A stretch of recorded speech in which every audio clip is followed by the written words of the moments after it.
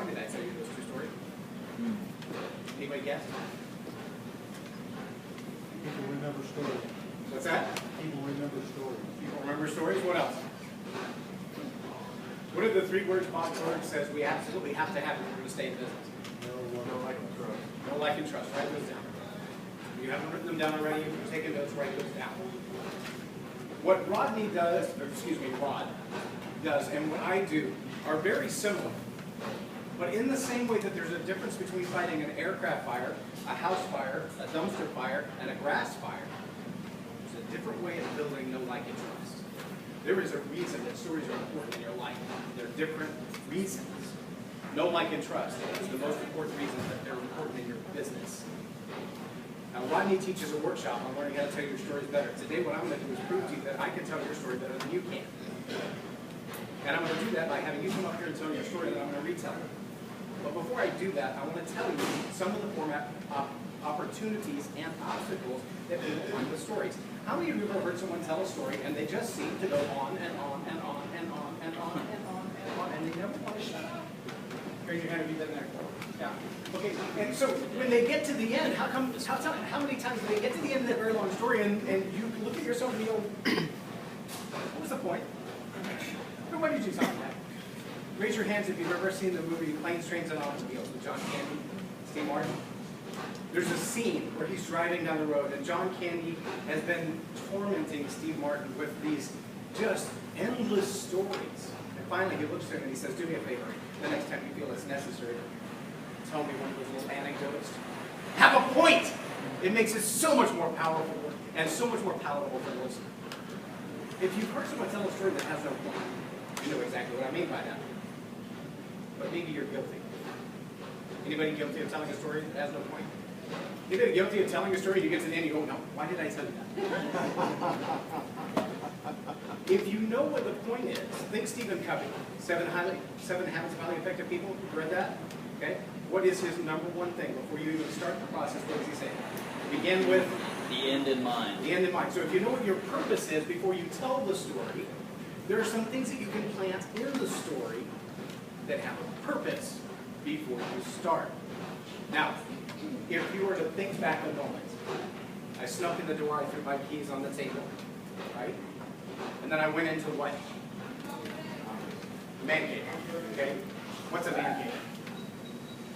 No, what's a man cave? What's a man cave? Yes, it's a place where you can speak and no one will disturb you, you can party, you can do whatever you want. Okay, what might you find in that room? Cigars. You said liquor. Alcohol. What else might you find in a man cave? Quiet. Quiet? TV? A big screen TV?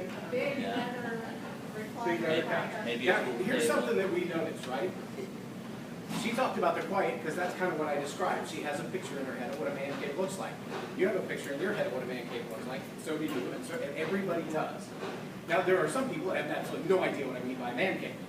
Some think big lounge, you know, maybe Cool River kind of a lounge with big dark leather sofas and the humidors floor to ceiling and wine bottles on the other side and a giant TV mounted in the wall or a projector and screen. Others might think of King of Queens, where you went into the garage and had the little beer refrigerator and the old green couch. From a designer's standpoint, when I talk to the wife, it should be proved that the wife can't decorate. Yes, because it has to be decorated with testosterone. Yeah, whatever that testosterone means. Decorate. Here's the reality, though. Everybody has in their mind pictures of a certain thing. So I might say to you as well, the man in the flannel shirt stood silently on the hill. Now, who do you picture? Do you know anybody that wears flannel shirts? Russ. Not you. That was a crazy, right? Anybody? Tim the Tool Man. Tim the Tool Man? Yeah. Tool Man. Al Borland? Yeah. Anybody else? Cable guy? Larry the Cable Guy? Guys from Seattle. Yeah. Yeah. So if I were to say the man in the flannel shirt stood silently on the hill and then followed that line with, and then he ripped one. Now, if the guy you're picturing in your head is Larry the Cable Guy, you're like, okay, I can see that. And that's kind of funny. See, here's what I have to know before I tell a story, beginning with the end in mind, is that not everyone is going to see the same picture in their head. So I asked that question in an audience one time, just asking the question. When I say the man in the flannel shirt stood silently on the hill, who do you see? A tear started to trickle down the side of her face. This is a grown woman. And I said, who do you see? And she said, my grandpa.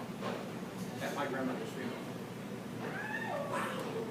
Now, if you follow that with any rhythm, what happens? There's a real big word for you. It's called cognitive dissonance. I've just created a permanent separation between anything else I have to say and what she sees in her mind. I've destroyed my credibility. What were those 3 words you wrote down? Know, like, and trust.